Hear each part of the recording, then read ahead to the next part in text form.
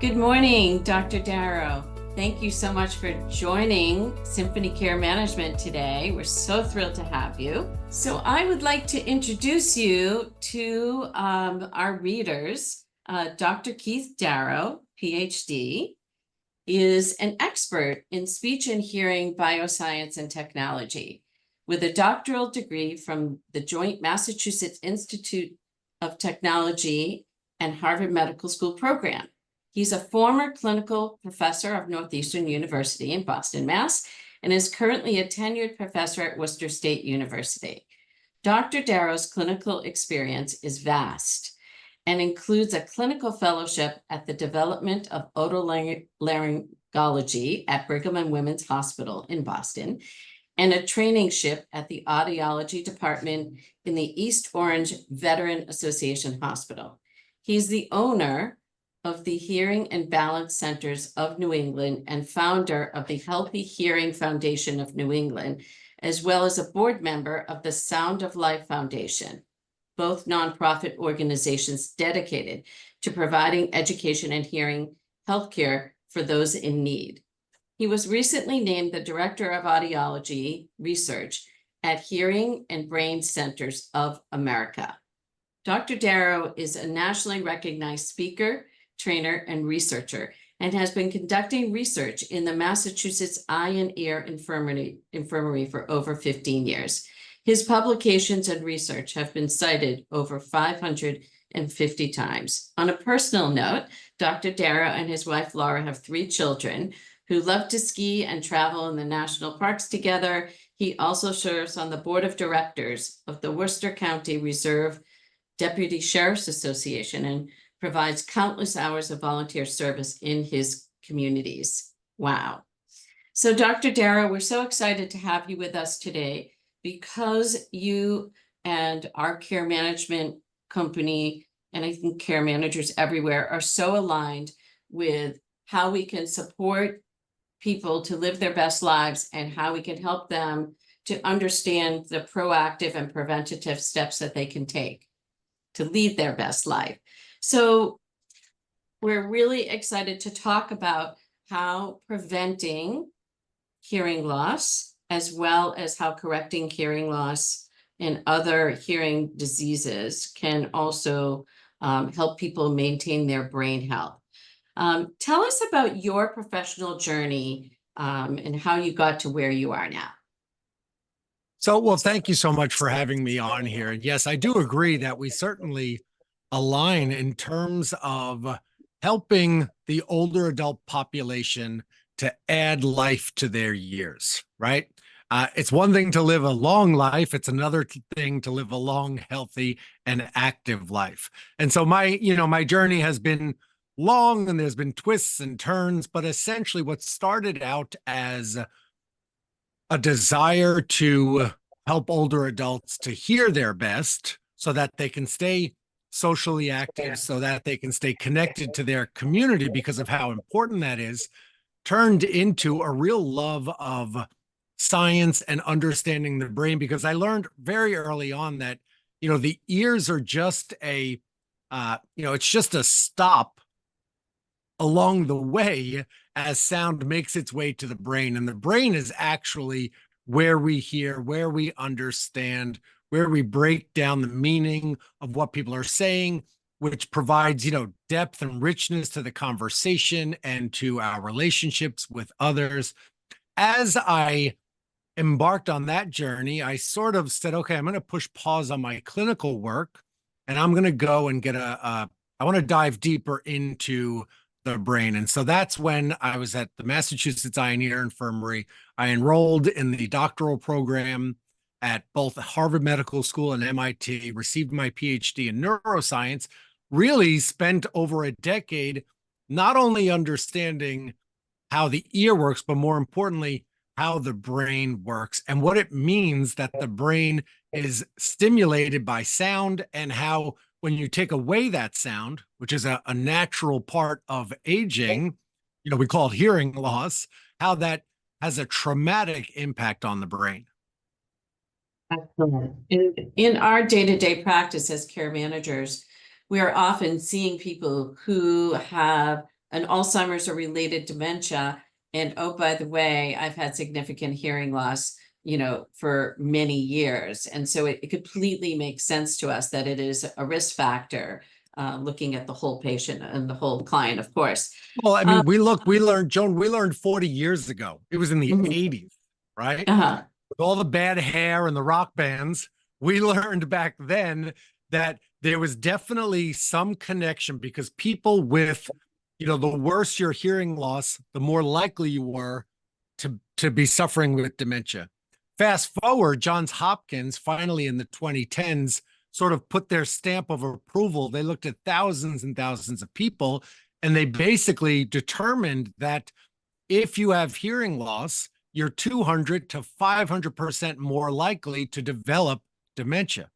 That is scary, because hearing loss is a natural part of aging. It's going to happen. It's going to affect all of us. There is no avoiding it. It's in our genes. And so, given that, it's really important to understand how to take care of your hearing health. If there is a problem, what treatments are available, and how that can potentially help you to prevent cognitive decline. Amazing. And I do think that this educational piece would really resonate to people who, for more vanity reasons, they don't want to look old. They don't want to wear their hearing aids. They're hard to get used to. There are obstacles.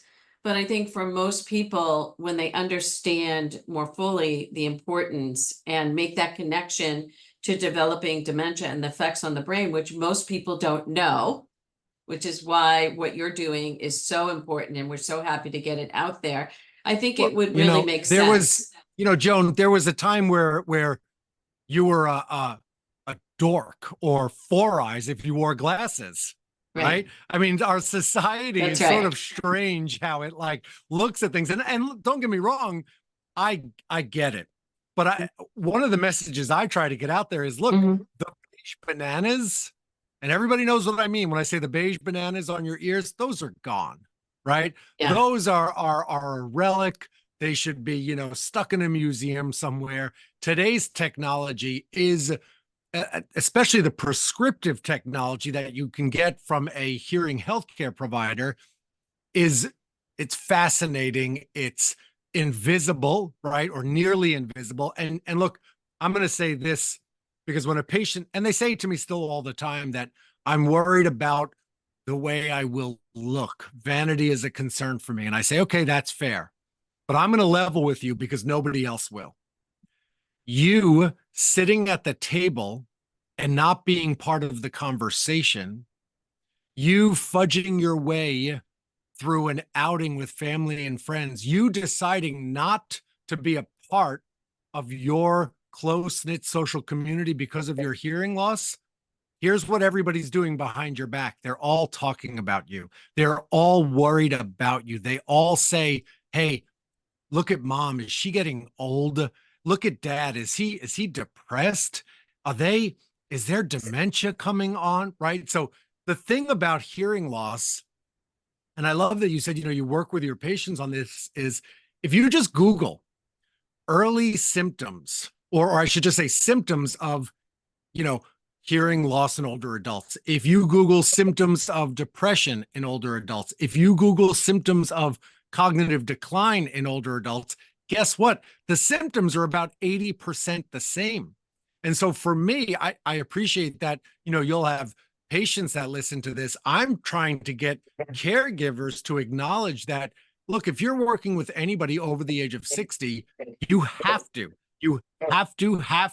get their hearing tested, because differential diagnosis is what's going to get you to the best prescription, right? The best plan for the best aging, right? As part of your longevity assessment.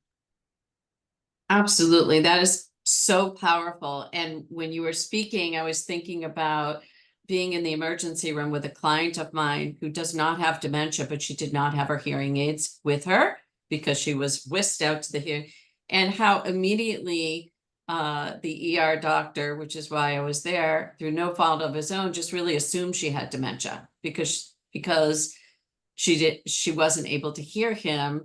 And the way, people come across when they're in a medical crisis, and how critical her hearing aids were to how she was coming across, and then the judgment that the physician was going to be making about who she was and where she was, that old person who's probably has dementia. So Yeah, we see this all the time, and it's so sad because if you don't have access to the sounds around you, you're not part of the conversation, and people will then start to assume all sorts of things. Oh, mom's depressed, or maybe it's dementia because they're not the way they used to be, right? I mean, that's sort of the way dementia is typically diagnosed is, are things different than they used to be? that's right. Is mom or dad acting differently? Is their memory not the same? Are they not interacting? Are they not paying attention? Are they not participating? Well, guess what? You can say yes to all of those if you have hearing loss, if you have dementia, if you have depression. So that really pinpointing what is going on is so important, because here's the deal. Treating hearing loss is easy. It's accessible. It's affordable. I know that there may be some issues in the beginning getting used to it, but like a new pair of shoes, right? You break it in for a couple of days and then it becomes, just like it becomes like everything else you do, brushing your teeth and everything you do as part of your daily routine. And as a matter of fact, you actually start to become dependent on your hearing, which is a good thing, right? You don't want to leave the house without your prescriptive technology, and because you won't be able to hear, you won't be able to interact the same way. You shouldn't be out driving or interacting if you can't see, right? That's right. Don't get me started on the whole driving issue. That's a whole nother can of worms. But I agree with you completely, and I appreciate everything that you're saying. Tell me a little bit about when people should get their hearing tested. How soon should older adults, because the person we're kind of profiling right now is maybe someone in their 80s who already has a hearing loss. So when do we want to get to people to make sure that they're taking care of their health in this way? So I've been saying this for years.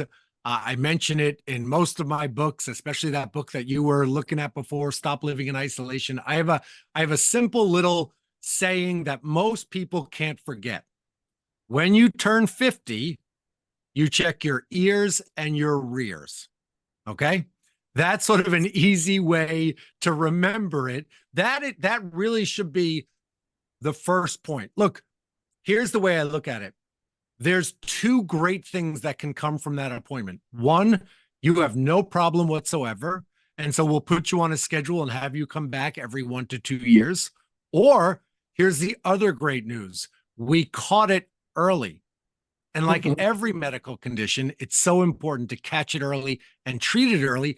This way, we can not only keep you socially active and improve your quality of life, but we know, and this has been published in the world's most revered and respected scientific journal, that treating hearing loss, especially that midlife between 50 and 70, is the number one, not number 2, not number 10. It's the number one thing you can do to potentially prevent cognitive decline and dementia. Let's just let that resonate for a second. That's incredibly powerful. Everybody tends to think, right, Joan? I ask people all the time and they say, oh, diet, exercise, sleep. Yes, all that stuff's good. But on the list of 12 things that medical doctors are supposed to work with their patients on to help modify their lifestyle, number 1 is treating hearing loss. And by the way, it wins by like a landslide. That's how important hearing is. Look, we hear our entire life. We actually start hearing 3 months before we come out of our mother. The entire brain is stimulated by sound. And my simple analogy is, look, you can close your eyes. You can't close your ears. Your brain is stimulated by sound 24/7, 365 days a year. When you take that away, the brain suffers. And it goes into what my science geek friends would call cognitive overload, which I is, was just going to ask you about that. So thank you. yeah, yeah. Tell us about that. So what happened, this was sort of funny, not really, but during the pandemic, right? We all remember those days of the masks. A lot of older adults were having a lot of difficulty hearing. And they all said it was because of the mask. Well, guess what? The masks, and there's been studies on this, the masks did nothing to reduce the volume of the Right. person's voice. What it did is it took away the visual cues. It was basically proof that you're relying on vision to hear, right? I kind of joke when patients say to me, let me put my glasses on so I can hear you better. Yeah. So the brain was never designed to use vision to fill in the missing gaps of what you're not able to hear anymore, right? So the thing about hearing loss is it's not black and white. There's so much gray area where you can hear, but you can't understand. I know you're talking, but I missed the beginning or the end. And so you try to use other information. You're like driving 60 miles an hour in second gear, and you're just wearing down the gears in your brain. That's what cognitive overload is. And that is believed to be the link of hearing loss damaging the brain so much that it leads to dementia. That makes complete sense. And it sounds like you're, forgive the layperson interpretation, you are putting on overload your brain trying to process information. So that is really wearing it down and causing damage, causing atrophy or leading to dementia. Wow. Yeah. Amazing. And I did purchase the masks during the pandemic that had a clear area. I tried those, but they got fogged up, and because so many, and the reason we purchased those and tried them is because that's exactly what our client said. I can't hear you when the mask is on, and that makes complete sense. So if those same clients have the appropriate correction of their hearing, then they're not going to be so reliant on those other visual cues. Exactly. And there's so much, there's so much science to back it up. And I don't want to put anybody to sleep, but there has been lots of studies that have shown the brain will actually reorganize itself to prioritize vision over hearing. It will start to basically kick that sense out. Wow. And say, you know what, this isn't really working for me anymore. It's putting so much, it's taxing me. I want to get rid of it. But here's the good news though, right? The flip side of that coin is when hearing loss is properly treated, the brain will then reorganize itself so that it prioritizes hearing, and that it'll basically say, okay, I can relax now because I can naturally hear what's happening around me. And I use the word natural because, we don't cure hearing loss the same way we don't cure cancer, we don't cure heart disease, we don't cure type 2 diabetes, right? But we can treat it effectively. And what has been so amazing, because I've been doing this a very long time, is over the last few years, I would say 9 in 10 patients will use the word natural. It sounds natural. I hear like I did when I was 20, which is very different than, traditional hearing aids that just made everything louder. Right. And it wasn't natural. It was mechanic. The technology has come, right? Just think about all the technology in our world. It has come so far. They figured out how to pack it into a tiny little computer that sits right behind your ear, and natural is like the best compliment that anybody can say. That's amazing. We take, as care managers, our clients to many doctor's appointments. So we do visit audiologists often.